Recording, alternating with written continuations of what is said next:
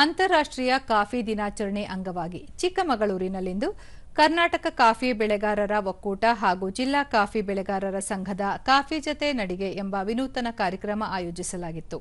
ವಿಧಾನ ಪರಿಷತ್ ಸದಸ್ಯ ಸಿಟಿ ರವಿ, ಶಾಸಕ ತಮ್ಮಯ್ಯ, ಕಾಫಿ ಬೆಳೆಗಾರರ ಒಕ್ಕೂಟದ ಅಧ್ಯಕ್ಷ ಶಿವಣ್ಣ ಸೇರಿದಂತೆ ಸ್ಥಳೀಯ ಕಾಫಿ ಬೆಳೆಗಾರರು ಪಾಲ್ಗೊಂಡಿದ್ದರು. ನಂತರ ಕಾಫಿ ಕೂಟ ಕಾರ್ಯಕ್ರಮ ನಡೆಯಿತು. ಇದೇ ವೇಳೆ ಕಾಫಿ ತೋಟಗಳಲ್ಲಿ ಕೆಲಸ ಮಾಡುವ ಕಾರ್ಮಿಕರನ್ನು ಸನ್ಮಾನಿಸಲಾಯಿತು.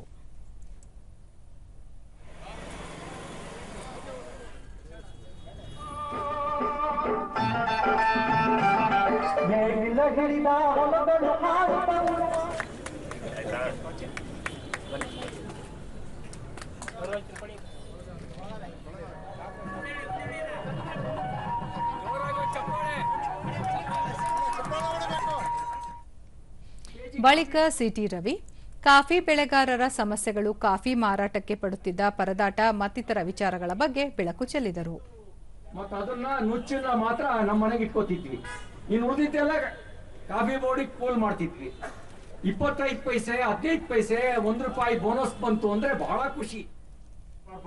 ತಮ್ಮಯ್ಯ, ಕಾಫಿಗೆ ಅಂತಾರಾಷ್ಟ್ರೀಯ ಮಾರುಕಟ್ಟೆಯಲ್ಲಿ ಬೇಡಿಕೆ ಇರುವುದು ಸಂತಸದ ವಿಷಯವಾಗಿದ್ದು, ಕಾಫಿ ಬೆಳೆಗಾರರು ಉತ್ತಮ ಇಳುವರಿ ಕಾಯ್ದುಕೊಳ್ಳಬೇಕು ಎಂದು ಸಲಹೆ ನೀಡಿದರು. ಬಹುಶಃ ಅಂತಾರಾಷ್ಟ್ರೀಯ ಮಟ್ಟಕ್ಕೆ ನಮ್ಮ ದೇಶದಿಂದ 2 ಮಾರುಕಟ್ಟೆಗಳಲ್ಲಿ ಕಾಫಿ ವಹಿವಾಟು ಇಡೀ ಪ್ರಪಂಚಕ್ಕೆ ಹೋಗಿದೆ. ನಮ್ಮ ಕರ್ನಾಟಕದಿಂದ ದೇಶದಿಂದ ಹೋಗಿರುವುದರಿಂದ ಹೆಮ್ಮೆಯಿಂದ ಹೇಳಲಿಕ್ಕೆ ಬಯಸ್ತೇನೆ.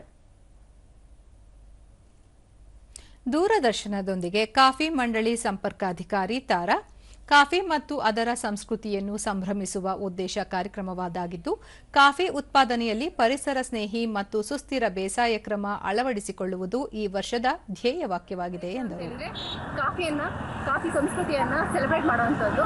ನಾವು ಇದನ್ನ ಯಾಕೆ ಈ ವರ್ಷದ ಮೇನ್ ಥೀಮ್ ಅಂತ ಹೇಳಿದ್ರೆ, ಕಾಫಿ ಉತ್ಪಾದನೆಯಲ್ಲಿ ಪರಿಸರ ಸ್ನೇಹಿ ಮತ್ತು ಸುಸ್ಥಿರ ಬೇಸಾಯ ಕ್ರಮಗಳನ್ನು ಅಳವಡಿಸಿಕೊಳ್ಳುವುದು.